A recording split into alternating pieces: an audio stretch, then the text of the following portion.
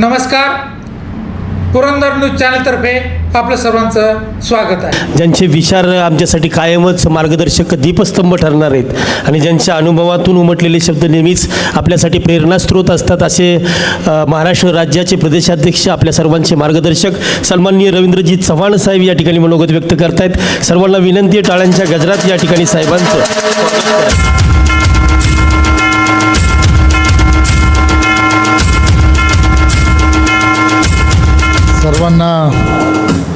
सर्वांना विनंती आहे, सर्वांनी दोन्ही हात उंच करून आपण सर्वांनी घोषणा द्यायच्या आहेत. बोला, भारत माता की जय, भारत माता की जय, वंदे वंदे. खरं तर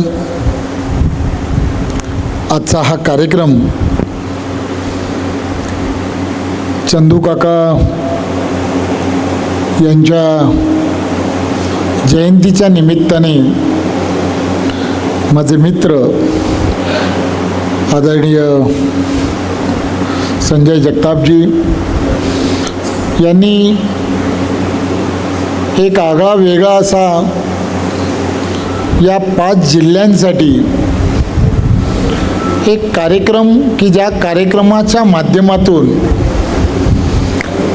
ज्याला स्तुत्य असा उपक्रम म्हटलं तर वावगं ठरणार नाही. आणि एखाद्या उपक्रमाच्या माध्यमातून एक वेगळ्या पद्धतीची नेहमी एक सुरुवात होत असते. मी गेली अनेक वर्ष संजय आणि त्याच्याबरोबर असणाऱ्या प्रत्येक सहकार्याला, मग त्यांचं असणारं मित्रमंडळ असेल, या सर्वांना अनेक वर्षापासून ओळखतो. त्याच्या प्रत्येक कार्यक्रमामध्ये एक नवीन नाविन्यपूर्ण असं काही ना काहीतरी करण्याचा तो सातत्याने प्रयत्न करतो. त्याच्याबरोबरचे असणारे सहकारीसुद्धा त्याच दिशेने हे नेहमी जाण्याचा प्रयत्न करत असतात.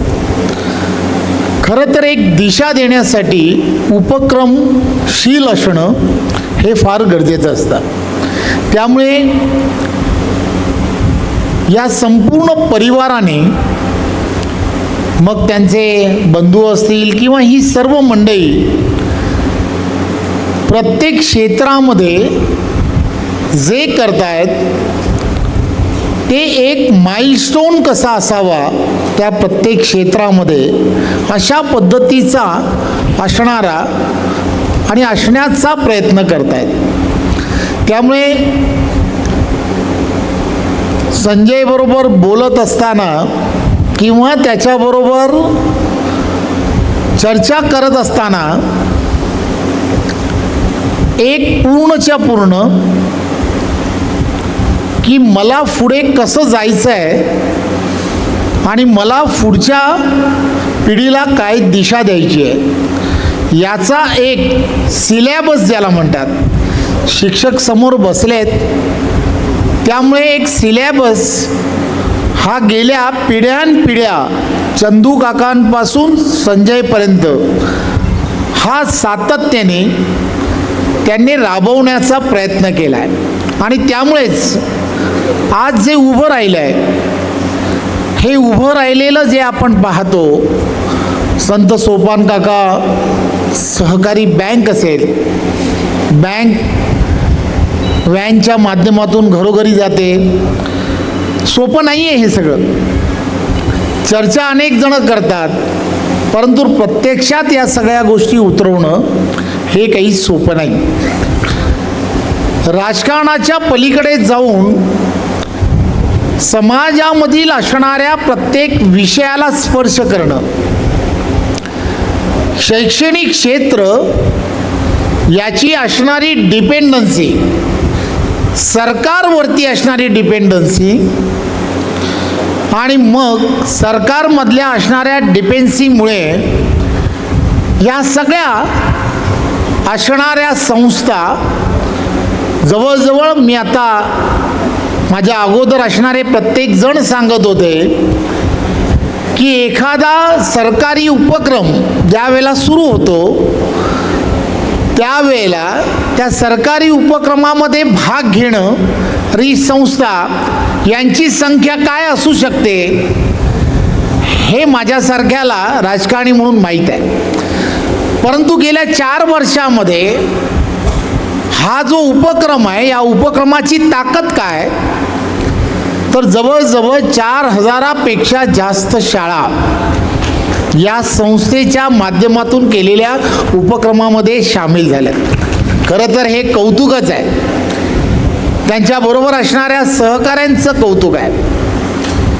खरं तर हा उपक्रम देशाचे पंतप्रधान नरेंद्र मोदीजी यांच्या नेतृत्वामध्ये 12 वर्षा अगोदर ज्या वेळेला त्यांनी प्रधानमंत्री म्हणून शपथ घेतली, शपथ घेतल्यानंतर त्यांनी सुद्धा या देशाला दिशा देत असताना काही जनजागृतीच्या रूपाने आपल्याला काय करता येऊ शकतं, NGOs असतील, या NGOsच्या माध्यमातून काय करता येऊ शकतं, आणि त्यांनी त्यावेळेला स्वच्छ भारत मिशन हे सुरू केलं. तुम्ही आम्ही सर्वजण पाहतोय की हे मिशन, त्या मिशनच्या माध्यमातून छोट्या छोट्या नगरपालिका, महानगरपालिकांमध्ये घेतल्या गेलेल्या स्पर्धा, आणि या स्पर्धांमुळे आज घरातील असणारा छोटं बालकसुद्धा हा स्वच्छतेबद्दल तुम्हाला आम्हाला सर्वांना शिकवायला लागला आहे. हा तो असणारा परिणाम आहे. त्याचप्रमाणे या संस्थेने सुरू केलेला हा उपक्रम स्वच्छतेच्या बाबतीमध्ये उचललेलं हे पाऊल हे खऱ्या अर्थाने एक दिशा देणारं, महाराष्ट्रातील सर्व शाळांना दिशा देणारं असं हे पाऊल आहे. त्यामुळे मी संजय आणि त्यांच्याबरोबर असणाऱ्या सर्व सहकाऱ्यांचं मनपूर्वक धन्यवाद देतो. आज या कार्यक्रमाच्या निमित्ताने आपल्या सर्वांमध्ये येण्याची संधी मिळाली आहे. आपण सर्वजण शिक्षक म्हणून, संस्था चालक म्हणून आपल्या सर्वांवरती असणारी जबाबदारी ही फार मोठी आहे. खरं तर बाल्यावस्थेमध्येच ज्या वेळेला विद्यार्थी आपल्याकडे असतो त्यावेळेलाच खऱ्या अर्थाने त्यांच्यावरती संस्कार घडवणं, चांगले संस्कार घडवणं, राष्ट्र उभारणीचे संस्कार घडवणं हे फार गरजेचं असतं. आणि म्हणून तुम्ही आणि आम्ही सर्वांनी देशाचे पंतप्रधान नरेंद्र मोदीजी जो विचार करतायत, 2047ला विकसित भारत हा तुम्हाला आम्हाला सर्वांना जर बनवायचा असेल, देवेंद्रजींच्या नेतृत्वामध्ये देवेंद्रजी सुद्धा त्याच दिशेने विकसित महाराष्ट्र कसा घडला पाहिजे अशी पावलं उचलताना दिसत आहेत. त्यामध्ये सर्वात मोठी भूमिका की जी पिढी 2047ला या सगळ्या गोष्टीचे साक्षीदार असणार आहेत, ती घडवण्याचं काम हे तुमच्या हातामध्ये आहे. त्यामुळे ते प्रत्येक क्षेत्रामध्ये एक वेगळी दिशा कशी देता येऊ शकते, असे संस्कार या बाल्यावस्थेमध्ये, या विद्यार्थी दशेमध्ये हे करत राहणं, आणि त्या माध्यमातून आपण पाहिलं असेल की या देशाला आपण सर्वजण मिळून परमवैभवाच्या दिशेने घेऊन जाऊ शकतो, हे आपण सर्वांनी लक्षात घेतलं पाहिजे. एक शिक्षक हा गुरुस्थानी हा मानला जातो. त्यामुळे आपल्याला असणारं ज्ञान, ज्याला म्हणतो, जे ज्ञान आणि त्याचबरोबर संस्कार या दोन्ही गोष्टी एकत्रपणे, ज्याला बाळकडू म्हणतात, हे बाळकडू तुम्ही जसं ताकदीने देऊ शकाल ती देणं खरं तर घरामध्ये आई वडिलांपेक्षा जास्त ही जबाबदारी जर कोणाची असेल तर ती आपली आहे आणि आपण ती योग्य प्रकारे करतही असाल. परंतु या कार्यक्रमाच्या निमित्ताने देशासमोर असणारे चॅलेंजेस काय आहेत, राज्यासमोर असणारे चॅलेंजेस काय आहेत, या सगळ्या गोष्टीमध्ये हे चॅलेंजेस आहेत आणि हे आम्हाला दूर करायचे आहेत. पॉझिटिव्हली या मुलांमध्ये आपल्याला पॉझिटिव्हली काय पेरता येऊ शकतं ते आपण विचार करायला हवा. जसं सांगितलं गेलं की एक ज्या गावापासून सुरू झालेली शाळा, की ज्या शाळेला जाण्यासाठी रस्ता नव्हता, त्या गावात जाण्यासाठी रस्ता नव्हता, परंतु तरीसुद्धा त्या ठिकाणी एक चांगल्या भावनेतून शिक्षण हे वाघिणीचं दूध आहे, डॉक्टर बाबासाहेब आंबेडकरांनी म्हटलं खरं, परंतु हा विचार हा पुढे नेण्यासाठी चंदू काकांसारखी माणसं पुढे आली आणि त्यांनी या गावांमध्ये अशा शाळाची निर्मिती केली आणि या शाळांमधून असे असंख्य चांगले विद्यार्थी, चांगले शिक्षक, डॉक्टर्स, इंजिनियर्स हे तयार झालेत. त्याचं कारणच एक आहे की ज्या वेळेला ते रोप लावलं गेलं, ते रोप लावत असताना प्रचंड पॉझिटिव्हली ज्याला म्हणतात की मला कल्पना आहे की हे काम कठीण आहे, परंतु हे काम मला पूर्ण करायचं आहे, या भावनेतून त्यावेळेला त्यांनी त्याचं रोप लावलं. आज त्याचा वटवृक्ष झाला आहे आणि त्या वटवृक्षाच्या छायेमध्ये तुम्ही आणि आम्ही सर्वजण आज या कार्यक्रमाच्या निमित्ताने या ठिकाणी एकत्र जमलो आहोत. खरं तर संजयसारखा एक चांगला